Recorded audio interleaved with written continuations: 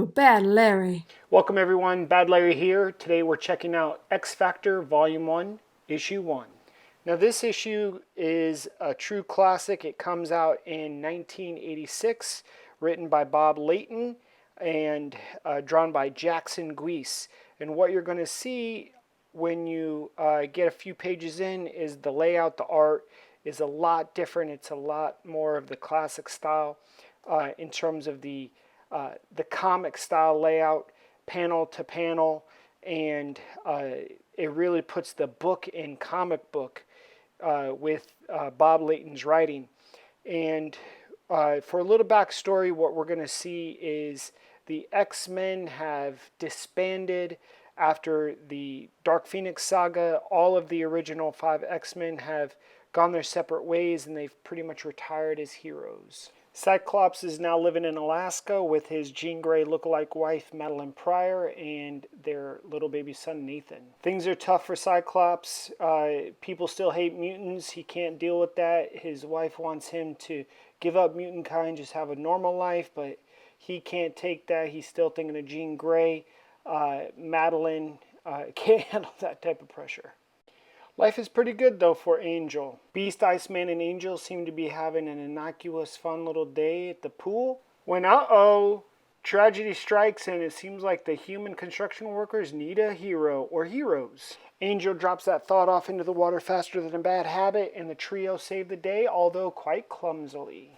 The trio realizes that without Scott Summers' Cyclops' leadership, they really aren't valid team, so they decide to hit the road. Angel gets an important call he's got to bounce, and thoughts are going to be thoughts. The old chief is going to take the young sailor out to get in some drinks and some mischief, if you know what I mean. In this issue, we have a couple first appearances. What we see is Rusty Collins, a.k.a. the eventual Fire Fist, getting a little too hot for his date. This man is on fire! And Angel clearly has to meet the man who gave him that urgent phone call, but he has to meet him without a shirt on, obviously. Oh, and the humans still hate mutants. It was Mr. Fantastic of the Fantastic Four calling Angel. I wonder what he wants. No way! Jean Grey is alive, and Rusty's going to jail. The old Navy chief is pissed that Rusty messed up his favorite hoe, and we see Angel is contemplating on whether to call Scott or not, because he still kind of has the hots for Jean. Angel is like bros before hoes. He makes the call. He tells Cyke, Jean is alive. Cyclops is like, what? Jean's alive? Bye, Felicia. Cyclops is like, Angel, where's she at, bro? On the low, Angel's kind of hating because he wants that Jean Grey for himself because he's rich and better looking, but Jean Grey likes that Scott Summers. Jean Grey is back like she never left, and she doesn't know that Scott's got a whole wife and a whole kid. Basically, the Phoenix cloned Jean Grey's body, locked her at the bottom of the ocean. The Avengers found her body, and now she's back. So the whole Dark Phoenix was just a clone of Jean Grey. Jean Grey's pumped to be back. She wants to get the gang back together, but Angel and Cyke are like, nah, and she's like, peace, I'm out of here. She's kind of pissed off. When the Phoenix cloned Jean Grey, she stripped her of her telepathic powers, but made her telekinetic powers super strong. These next two pages are showing that Beast and Iceman are trying to live a normal life, but they can't keep a normal job because they're dirty muties, and obviously humans hate muties. Beast and Iceman are shocked to see Jean Grey is alive. Every good team needs a great leader, and the team needs Cyclops, but my man is in all sorts over the return of Jean Grey. Old Cyke is having himself a bit of a pity party, but he agrees to go back and join the team. Here's another first appearance in this issue. We see Cameron Hodge, who is working with Warren Worthington III to create the new team X Factor. They're going to play on the public's fears of mutants and pretend to be mutant hunters while secretly trying to go save mutants. The old Navy chief is about to give Rusty Collins that brat-tat-tat-tat-tat, but Rusty Collins makes a heated getaway. Old Rusty can't control his powers, and the Navy chief sees an X Factor ad and decides to hire them to go pick up Rusty. X Factor has a sweet-ass red jet and some cool, slick blue uniform. But they can't have Beast rolling around with his blue fur all hanging out because they're pretending to be humans hunting the mutants. The old Navy chief is like, hey, I'm going to pay you to go pick up Rusty. And X Factor's like, bet. And Cyclops is like, hey, Rusty. Here we see the new uniforms for X Factor. We see Beast, and they're not afraid to use their powers out in the open. They're going to pretend that they're the evil mutants trying to recruit Rusty or the other mutants that they're going after. So you remember, Rusty also doesn't like mutants. He doesn't like being a mutant himself, so he's been having a hard time. He's been locked up. He almost got shot by the Navy chief. He burned up some prostitute.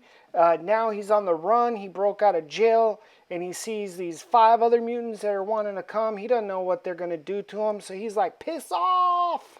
Rusty is in full attack mode or full defense mode, but X Factor is a great team. They've been working together for a long time, so Cyclops is leading them in maneuvers. And if you can see, Cyclops is able to use his optic blast without having to adjust his visor. This is something that is congruent throughout this whole comic. It's pretty cool. Rusty causes the mountain to collapse upon the team. Somehow Jean Grey is able to shield them with her superior telekinetic powers that she has been adjusted with post Dark Phoenix and post Resurrection. And Cyclops is like, don't worry, I got us. I'm going to get us out of here. Kablooey! Off with the top of the mountain. Cyclops is no joke with that optic blast. They save the day. They bill the Navy chief 42 grand for their services as X Factor, which he agrees to pay. It's kind of ironic since the Navy chief doesn't know that X Factor is actually mutants as well. And the Rusty agrees to go to the X Factor headquarters and train with Jean Grey and start working on controlling his powers. Oh, and Cyclops is still yet to tell Jean Grey that he has a whole wife and a whole kid that he's left behind, abandoned back in Alaska, so he can traipse around with Jean Grey and the rest of his former X-Men team as the newly formed X Factor, creating a definite romantic schism within himself and within the team. So it's going to be interesting these next few episodes, what's going to happen with that conversation. And there it is, Bad Larry Kingdom. We've finished X Factor Issue 1, Volume 1. I definitely recommend picking this up just for some nostalgia sakes, as well as the inclusion of the 2 first appearance characters with Fire Fist as Rusty Collins and Cameron Hodge. I also just think that this is a great story. The art is not the best. There are some great panels. I'd give the art maybe a B-, C+. The real focus is more on the story. The art itself is okay. It does get better, I believe, in future episodes. The art does the job. It does the job of showing the characters and their powers, but really it's the story that drives this book ultimately, which is what I can appreciate about the intricacies and the interwovenness of this team, the characters, their history, their current situation. So I think this is a definite pickup. All right, guys, let's look for tomorrow, X Factor number 2.